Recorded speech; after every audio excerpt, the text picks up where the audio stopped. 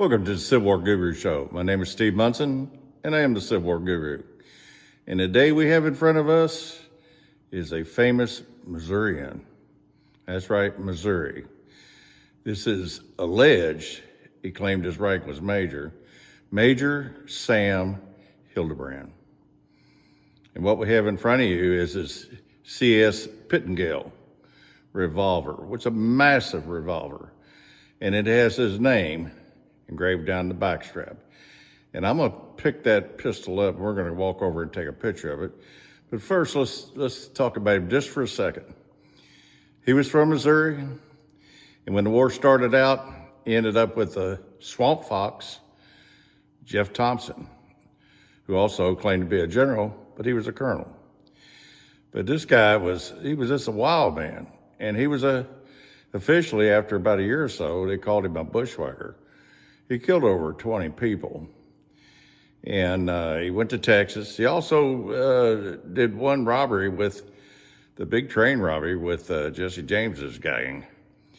But anyway, after the war, he had to hide out. He went up to the north, I think it was Minnesota, and he got him a little farm and had his family, and he was walking down the street. Somebody recognized him, pulled a gun out and killed him. And that's normally the fate. You live by the sword, you die by the sword. But this guy's in the annals of history, good or bad. He was part of the Civil War of the Western Theater. So I'm gonna walk up and get a picture of him so you can see it. Then we'll pick up the Pittengill revolver and walk over and try to get the backstrap. Here's a rendering with him holding the Pittengill revolver and a sword. And this guy would be, they just couldn't catch this guy. He would dress as a Yankee, kill a half a dozen people, and go back to his Southern group. I mean, he was a hot dog, actually. Let's get his photograph. I can get up here on it. There we go. You see he's loaded to the teeth in a Union sack coat. They would ride around like Yankees. But, you know, his family got killed, molested, etc., beat up. And all right, we're going to back off. He's got he dressed like a civilian half the time. I mean, this guy was notorious.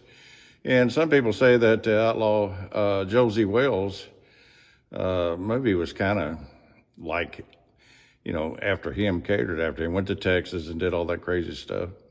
All right, let's pick up this killer. Let me get up here and get on it. All right, guys, that is a hammerless Pittengill revolver, massive. All right, now I'm gonna try to get you dizzy. I'm gonna walk over here and lay it on a cannon where I can get the backstrap. All right, let's travel around the museum just for a second. Oh my God, we're up here at the Lloyd Tillman display. All right,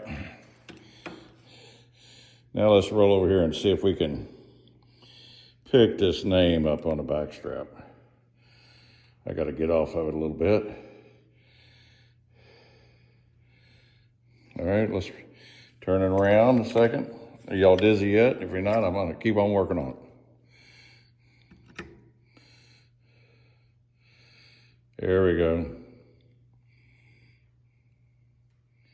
And that's Major Sam Hildebrand. Of course, CSA. But this is what he carried. Massive gun, kind of frightening. I guess you got that pulled on you, you were in trouble. So this is this outstanding display at the Battles of the Western Theater here in historic Bardstown, Kentucky. And I'm glad you joined me. Come down and visit us. We're 35 miles south of Louisville, down here in Bardstown, Kentucky, the bourbon capital of the world. So from the old Civil War Guru, signing off.